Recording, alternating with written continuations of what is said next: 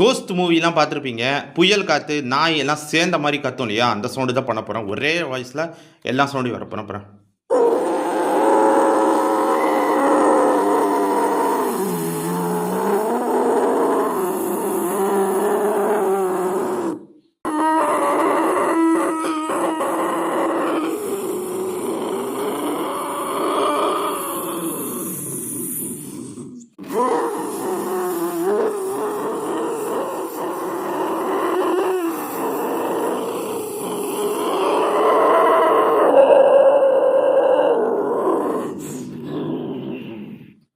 இந்த இடமே பயங்கரமா இருக்கு. இந்த இடத்த விட்டு நம்ம போய் ஆகணும்.